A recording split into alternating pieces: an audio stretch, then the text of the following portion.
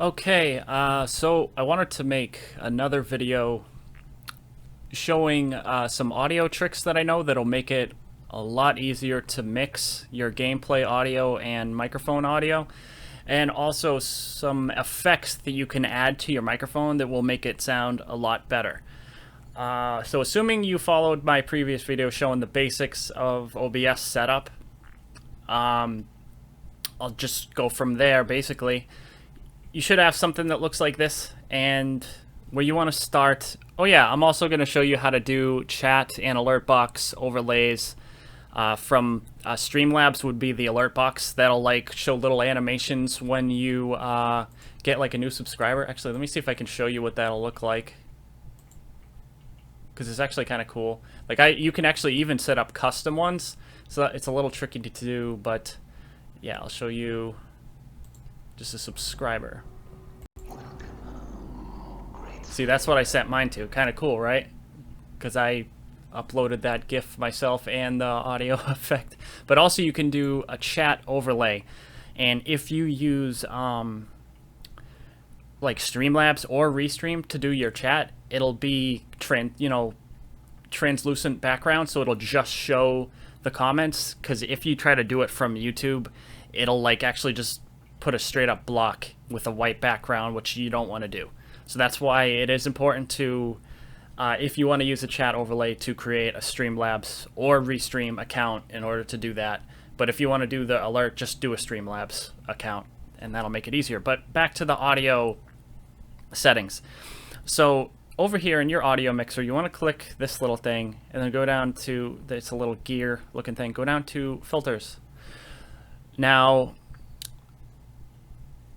yeah, the first thing you want to add in is a compressor. So to do that, you go down here, you hit compressor, and then you can name it if you want, but otherwise it'll show you something like this. Now, the first thing is the ratio.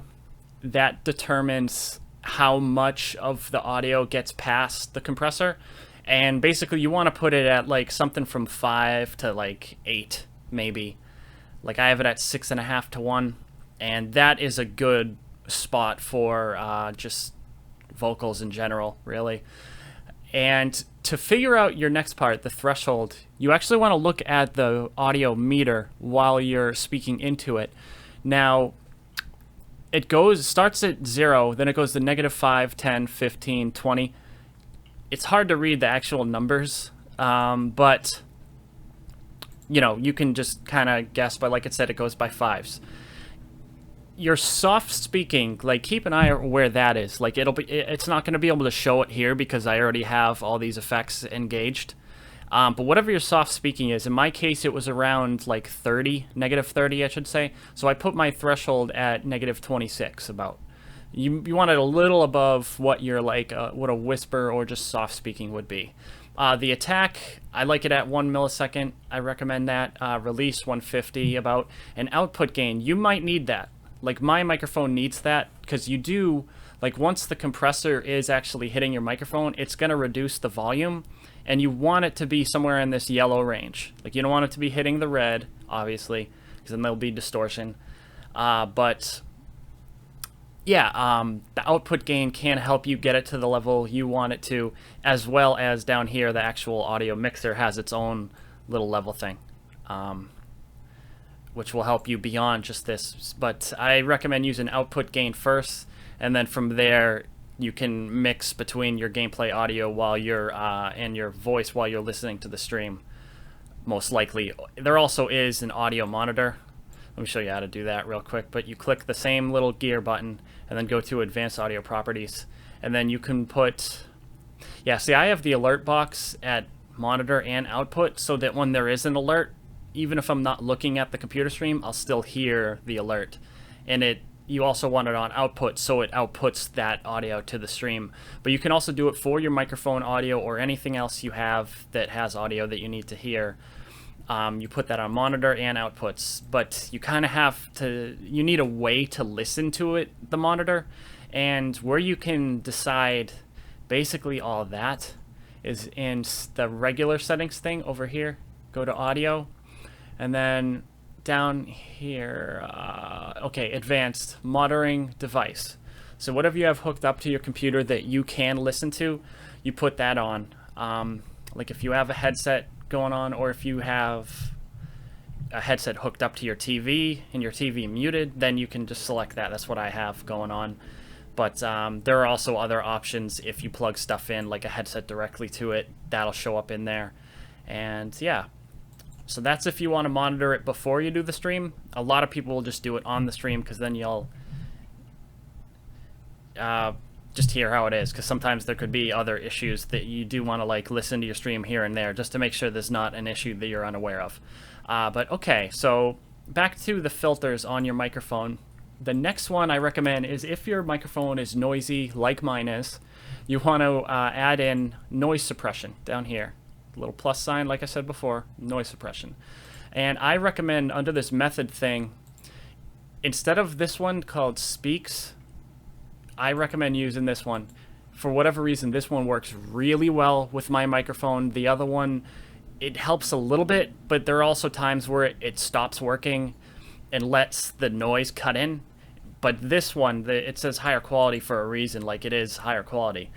And to go even further than that, if your mic doesn't have a built-in noise gate, you might want to add in a noise gate.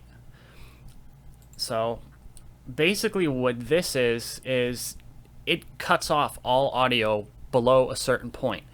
So below a whisper is where you want to set it. So you want it to open when you speak, but then be closed when you're not speaking. So to figure that out, again, you have to look at the meter and figure out where the quiet sound is. And yeah, usually, at least on my microphone, it's usually about like 40 or maybe even 35. But then the close threshold, you want just like maybe a little bit below that. Yeah.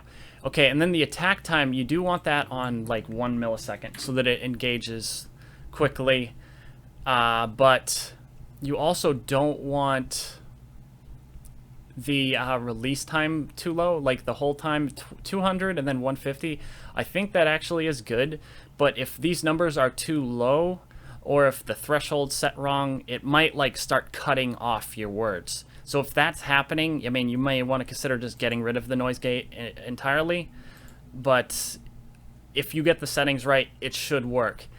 Personally, I use this. There are these extra VST plugins you can do. If you hit plus and you go down here, I think you actually do have to download them, though. Unless it might be built in. I could be wrong. But once you do that, it says right here you have to select it. And then you go down to where it says REA gate. And that's what I use, and I really like this one, and I'll show you why. Once you hit Open Plugin Interface, this is where you actually control the settings. But as you can see, over here on the left, it's showing my microphone. So you can actually figure out where to set this threshold level, because this is a little lever right here that you can go up and down so that it's cutting out anything below a whisper, but not cutting out your words. And then the same deal on the other one where I said with the attack, hold, and release. Like, you don't want them too low, or it will cut off words a lot of the time. But yeah, I live in a noisy neighborhood, so that's why like this is good to have on. But again, if it's cutting off your words, you might want to just put it down lower. But yeah.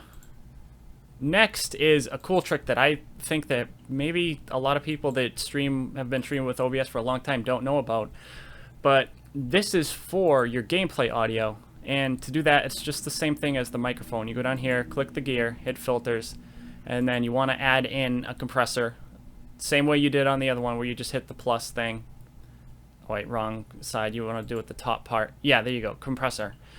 Now, for this, you want to put the ratio at 1.5 to 2.5. You don't want it higher than that. And I'll explain to you why. Next is threshold. You want to set that to around the same threshold as your microphone compressor was set to, because it's actually going to be responding to your microphone once you go down here where it says sidechain ducking source. You want to pick your microphone. The reason we're doing this is because anytime you speak, it is going to slightly lower the gameplay volume. Because there can be issues when you're streaming, like if the game is really quiet and you're speaking loudly, or just speaking at a normal volume, it can be super loud. But then when the gameplay audio really kicks in and gets loud, then you won't be heard. Like, so, because if you try to balance it with when the gameplay is quieter, basically your voice won't be loud enough to hear over the game audio when it gets loud, and vice versa too, kind of. Like if you do the mixing to when the gameplay is loud, when it becomes quiet, then your voice is just going to be super overpowering the gameplay audio. To kind of alleviate that problem with mixing, we use ducking, and it really helps. Now, like I said, you don't want the ratio too high. I suggest 2.5 at the most, but 2 to 1 is good, because the higher it goes, the more it's going to clamp down on the gameplay audio, and like it has an effect of making it sound like the audio is kind of breathing almost every time you speak. Like it's weird. But that's also why down here you want to put like a 1 millisecond attack in the release. I put it at 96, and generally that works pretty good. Like the way I have these set here, it's been great for me so far, but it might depend on your microphone. Yours might be louder, so you might want to actually put the threshold at a different spot. But the rest of these settings should work, assuming that you have the threshold properly set. And it's like I also do some streams where there's people, I'm talking to people on Discord, and I also set up a ducking source for that. And so I use desktop audio, but so you add in another compressor if you're doing something like that. And so that way when your friends speak, that'll also make the gameplay audio go down just a little bit so that you can be more easily heard.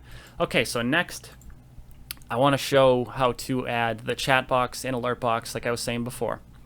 Now to do that, you go to the sources right here, hit the plus sign, and then go to browser. Click that.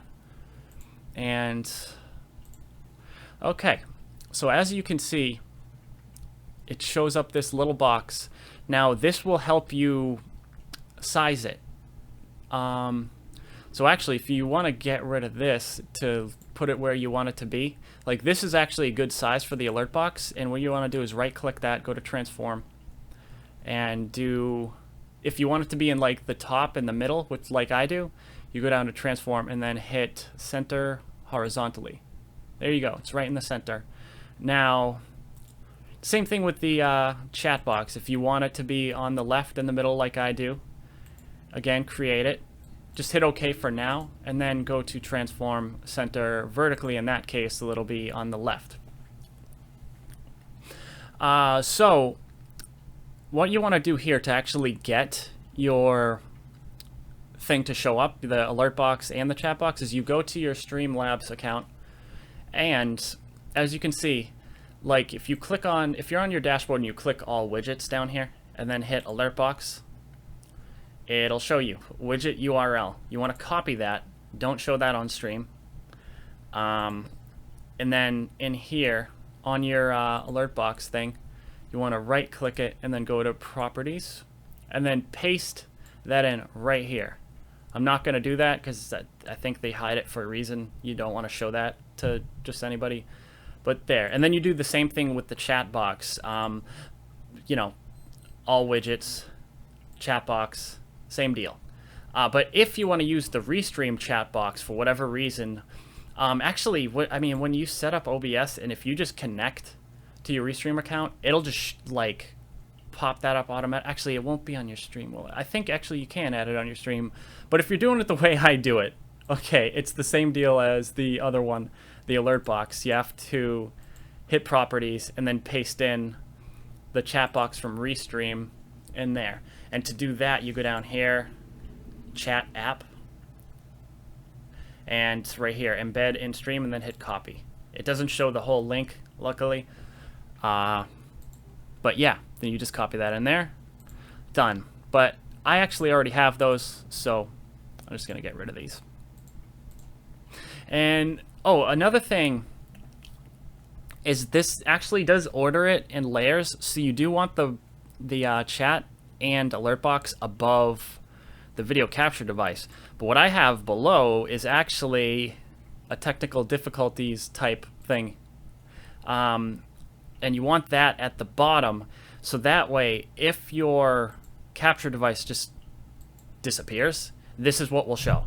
Like if something happens to your capture card, that'll show either that or it'll just show like no signal or whatever. But yeah, that's pretty much it. If you have any questions, just let me know. There's a lot of different ways you can do this stuff. I'm just showing the way that I do it. It's relatively easy. I mean, the main important thing is those audio filters that I showed you. Those can like really improve the sound of your stream. Because right now, I actually recorded both of these OBS videos just using my regular mic and using NVIDIA SharePlay right here. And there's no effects on the microphone. That's why it sounds like shit. If I was using OBS to record, which I couldn't do just because it would have messed up the whole video, really, you would hear the effects, and like you hear on my audio, I mean my normal live streams, the audio sounds way better on those because I have the settings that I've kind of honed in over the years, basically. But yeah, that's it. Peace out.